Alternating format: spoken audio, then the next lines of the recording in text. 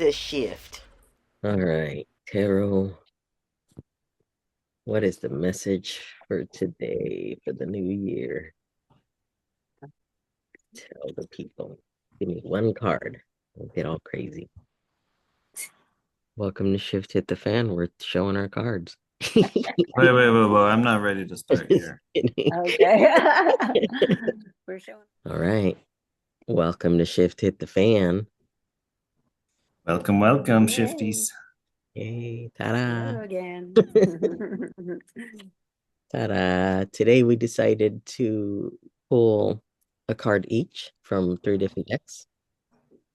I've got my Mar Smith, Twitchy Witches Mar Smith deck. I got the Sun. Elias has the Gentle Tarot. We got the Four of Stones. And what does Soulma have?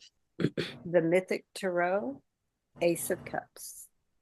Mythic Tarot, Ace of Cup. Just doing the main cards. That's too many cards already. Yeah. But the question I asked was, what's the message for the new year? What are we bringing in? And I don't know, how do we want to do this? I have this kid on the horse. I feel like my Four of Stones is a very feels like a very similar process to how I handled the new year or how I would see handling the new year. Um, I think the stones are a very grounded state. So we have to ground ourselves into our soul, into the earth, into our essence, and listen to what's inside of us. And then she's whistling in this card, or it looks like she's whistling or um, whistling to the wind, giving a message to the wind. And then there's these little puffs all over the place that look like dandelions to me. And so to me, she's whistling into the wind, and the wind's carrying that message with the seeds and planting those seeds all across the land. And so as we go into the new year, we ground ourselves, find that inner essence, that inner call, and then we call that into the wind and let the universe take care of it for us, plant those seeds for us. Mm-hmm. And we're grounded in playfulness. I initially was like, what's this big red flag? But probably with the tarot, it's not a red flag. Like we're starting to see it now. It's also got a little red feather on the back of his head. It's the reddening, maybe the rubedo. Um, something new has come out of all the work that we've put in. Um, Almost like a birthing, yeah. like the red of the birth, and then really a new inner child is born, ready to be sent out into the wild. Mhm. The energy of the sun, the fire, the soul, and getting to go out and explore this life, making everything new in each moment and every day. Brand new, even in your birthday suit. We've got 2 birthday suits as well. Solma's got a woman in her birthday suit. Yeah. This is the birthday. And now that you mentioned the birthing, it's like the movement is there, like moving beyond, like birth, let's go. Like it's still on to the next. There's a movement forward. Um, what did I say when I saw all 3 cards? I thought fun, play, and ease. Freedom was said a few times too. Yeah. Yeah. Um, I get a lot of youthfulness in this, especially after January 1st. And feeling brand new when I woke up and then taking a picture and seeing this old woman, um, which was super weird, for how I was feeling. But, you know, dreams, and then these things just keep showing me it's not what I'm looking at, you know. It's that's the result of all the work that's been done.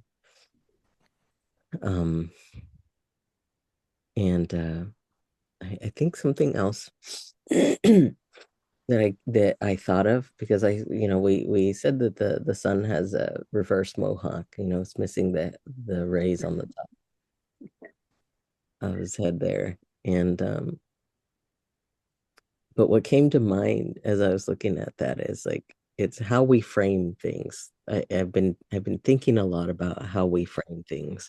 I actually posted on my personal channel this question about being self-centered, and how people make use that like as an insult basically. But wouldn't somebody who's centered in themselves be less likely to to criticize, to blame, to um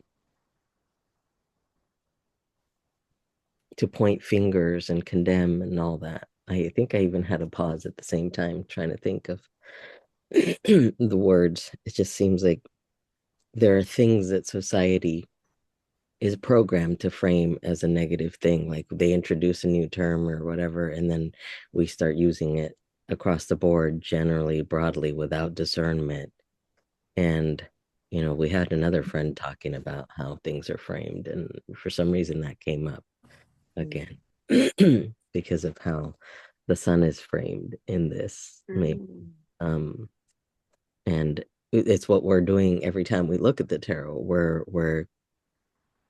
looking at it how we look at it. We're trying to at least find discernment. But I thought it'd be good to just start talking about these things that we may put out there that are either destructive or constructive. Like, is what I'm saying destroying somebody's character, or is it going to build something? Can I frame this in a way? Do I even have the right context for that? I don't know why that thought just popped in. I wasn't even thinking about it today. Mm.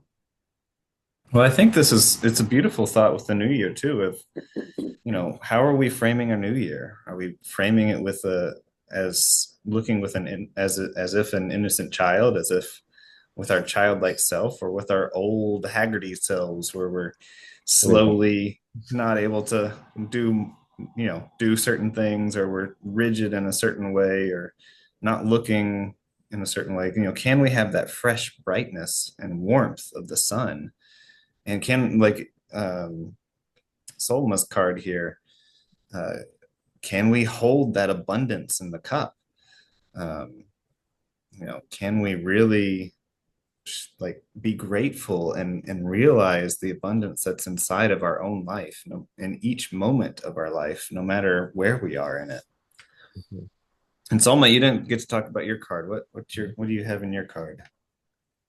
Yeah, when I spent time, not very much, looking at it, I saw the beauty because um the femininity of it, not just herself and her long waving hair and her beautiful voluptuous body, but there's like waves that are circular, and then there's all the wonderful circles and ornateness of the cup, which is enriched. So for me, the cup is absolutely abundance, but the clouds are also swirling. So it's like a freeing the feminine self. And I really get that that's what's happening in society right now. So much of the awareness is being focused on how women have been treated um, by men. And as you were saying about something else, but that culturally, socially, it's been around so long, we haven't even been able to look. And now it's being presented in lots of different ways that we can look. And one of the movies is The Sixth of the Eighth, that I haven't seen, but I have two women who have done reviews on it. And it's absolutely just so clearly depicting mm, the attitude towards the feminine, I'm going to say. But it is also women. And in this movie, the women happen to be Black. Mhm. And yet that's a representation too, that that race was first. Um, for instance, we discovered uh, when the suffragettes got the vote, the women, as much as they had to do, it did not include Blacks. So yeah, Black women still didn't get it. Anyway, there, like I said, I haven't even seen it, but I know it's because I'm having trouble with the Netflix, but um, I know I'm seeing it. And it's just one example of what keeps coming up for me. And I'm the one that drew the card. And it's absolutely my own. Um, what else did I say? And you mentioned the gratitude, and I really see that in her face for sure. And it's for me, it's awakening my own femininity, uh, and letting it be free, combining it with your card. That, and it takes that um, childlike freedom and wonder to have that Mhm. happen. I think what I love about this is that looking at that gratitude and that abundance that we have inside of us, that feminine side even that can be inside of us, and then thinking of the child as the expression of that gratitude, the expression of the abundance that we have within us, and just acting in a way that's just full of wonder and curiosity and excitement for all the just getting to use the body that we have. And you reminded me what uh, what started with was like the way she's holding it for the size of the cup, it's effortless for her. So that's even emphasizing the level of abundance. Yeah. It's like she's embodying that sitting woman, right? So grounded in what's been worked on, what's been built, what's been made manifest, all that effort, like we said, the all the work that's done last year, the things that were built, the things that were made manifest, all that work has made this. Look at how powerful the the ocean looks under her feet as well. Mm-hmm. She's Yeah. unmoved by it. She's even sort of leaning more on one foot than the other, like it, and holding this like it's nothing, like now Mm-hmm. she's just got that sense of knowing, that sense of like all of all what I went through, that's nothing. It was intense last year. It's been crazy. We've felt the collective like never before. And we've had to learn how to integrate all of that and work through all of that, and like how you can pick up a car. It's Yeah.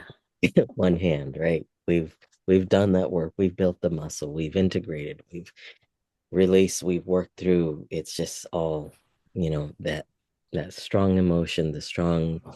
We're just so grounded. It's built something of us. Um, it's almost like she's embodying the other two cards in that. Yeah. Because I think you do there. It said so often that you want to approach life with that childlike sense of wonder and play when you're manifesting things, when you're just taking on life, rather than looking at what's coming at you and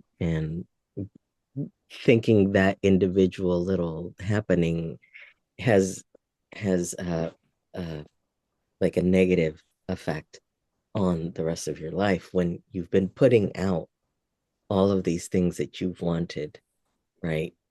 And it's all part of it. It's you're immediately getting your prayers answered, but are you going to focus and dwell and live on the other thing, or just effortlessly hold out your hand and receive the massive things that you think are massive. Like it's so small compared to like, it's all the same size for the universe. You're gonna Yeah. get and if you can get that, nothing's too big to hold, nothing's too like I've heard this recently too.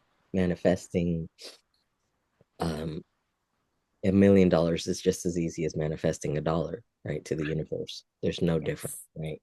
And that's sort of the energy that I get there, right? You're putting them all together, um, and that's what it is, yeah. Oh, cool. Yeah. I actually Train. said something like that to my son, who was, like in that place of like, oh, I owe this right now, and I owe this right now, and he's like in his head about it, and I just went, well, I know you're up to this. You've gone through this again and again, and look how much you have now that you've created, and it's not much difference than how much bigger you want to go, and you're right there at the precipice to make that leap. It's not a big deal. I said, I can see it for you. I'm not seeing it for myself that clearly, but I can really see it for you right this moment. Yeah. I think So it's kind then, of I get a similar thought with the stones again, you know, mhm, the grounding. But if you think about what is earth, what are the stones? Everything that we're dealing with in this life is earth. Our bodies are made of the earth. The money, the concepts that we have in life is all an earthly thing. And so when we ground ourselves into the earth, we can receive of the same energy the same energy of $1 versus $1 million versus debts versus, whatever it is. We can ground ourselves and feel into what's inside of us, what's in our soul, and then allow that to just express out and allow, like you were saying, allow the universe to just take care of it for us. yeah, with grace and ease. And I just also wanted to add, the ocean is also very grounding. It's not what we think of necessarily, but it is. And water is extremely important for me in grounding. And yet, like I said, when I love that it started with the stones, though, because it's clearly the message is grounded, and it looked like me and my pottery.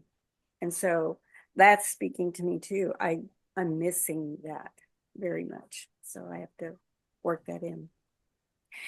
And I knew that last year. Um, but this year feels more grounded. I feel more ready to be a part of this earth than I think I ever have. That's awesome. So I know, and I'm 73, and it's about time. I love that. Finally ready. Finally ready to receive your inner child. Let it out. Yeah. It's awesome. Well, I don't know. I think I really I really believe that it doesn't really matter what age we are or where we are in life, that we have a body and we have that opportunity to use it, to experience it, and to shape the reality of how we use it and shape the reality of how we see it and frame it. And it just takes grounding into it, grounding into our own body and grounding into the life and abundance that's around us, and just expressing the childlike wonder that we can each have within us. It was something I was playing with in a piece of writing that I was writing today. Just this idea of my own body and how I stretch and move it. And the more I move it, the more I break down the structures that's inside of it, and the more that I can use it even more. Like it's a compounding effect of the more I use my body, the more ability I have to use it. Yes. And but it takes breaking down some of the structure that's in it, some of the fascia that's inside my own body that's holding everything together. I have to break that down so that it can move with a more fluid existence. And it's the same thing with, whether it's our physical body or just how we're using our mind or how we're using our intellect. We have to break down those structures so that we can be more flexible and be more childlike and really use that abundance that's inside of each of our bodies and our lives. Yeah, and you make me think about how it's all, I don't know what else to call it. I usually call it levels, so that's what I'll stick with. So it isn't that the experience hasn't been there of that level of expression, and it's the ups, not even ups and downs seems like so dramatic or something, but the flow and the movement of how our life goes and leads us to the next thing and the next thing. And each one, or every once in a while, whenever it is, when something really big feeling comes up, I love the reminder that it's the same, like the $1,000,000 the same as the $1. Um, it is the same to the universe. In the moment, making it a big deal makes it hard, makes it something to resist, makes it a stop. And so, in a vision that I had, I'd been on these uh, creation courses where I finally saw when they asked, what is the 10-year out? And this is having to do with serving mothers in a different way. And I kept being in the space of I don't know, and starting anyway, and being in action in whatever I could do, which mostly was getting familiar with technology and things like that. Um, and the part of like inviting the flow. Let me see. How did I go? Ooh, I lost myself this time. Um,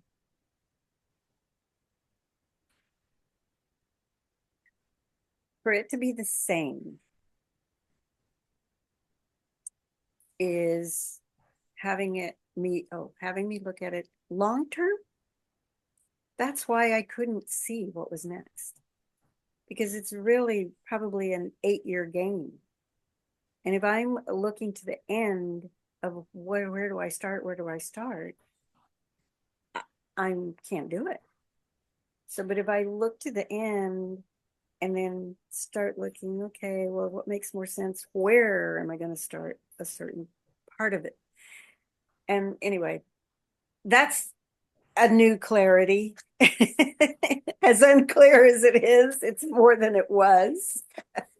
Well, I think to add to some of the clarity to that thought is just we have this moment and maybe we have a dream that we want to achieve, or we have a vision, an 8-year vision, or we have something off in the future, but that's something we're experiencing right now.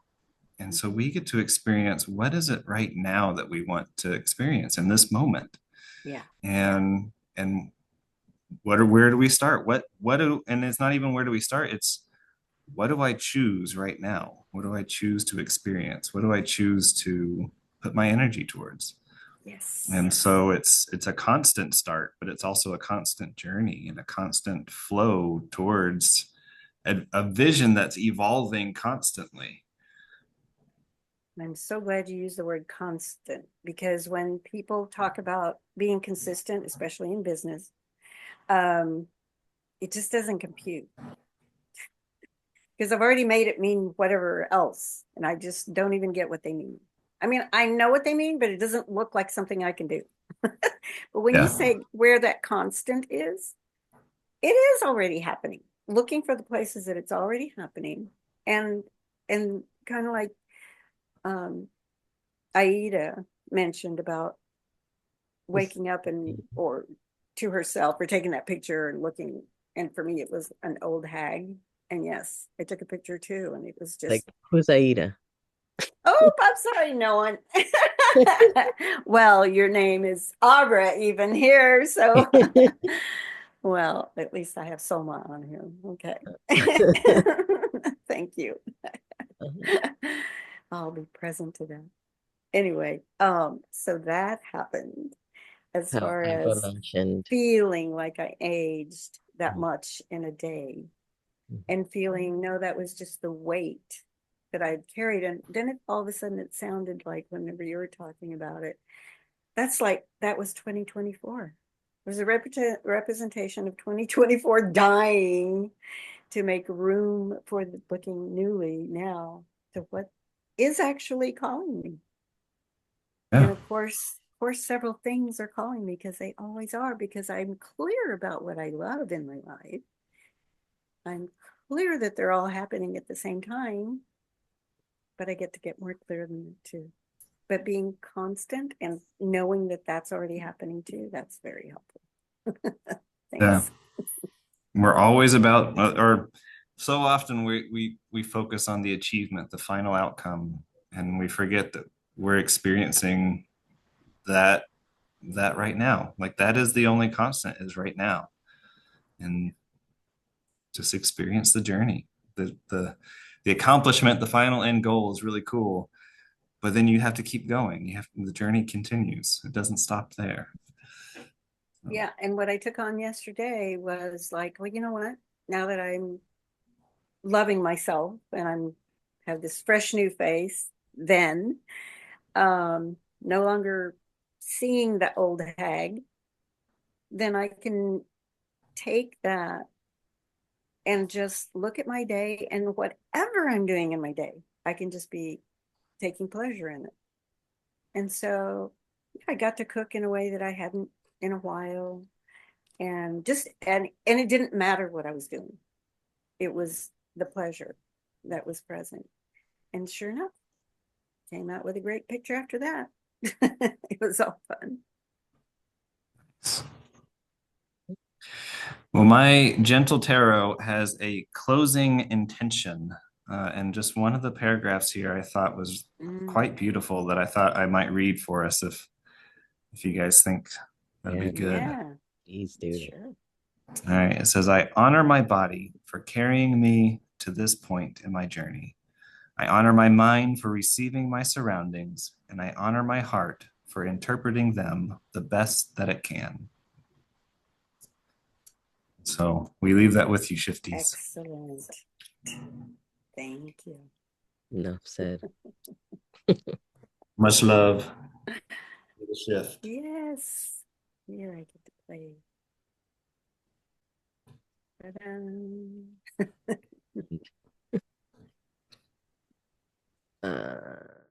Let the shift hit the fan. Let the shift hit the fan.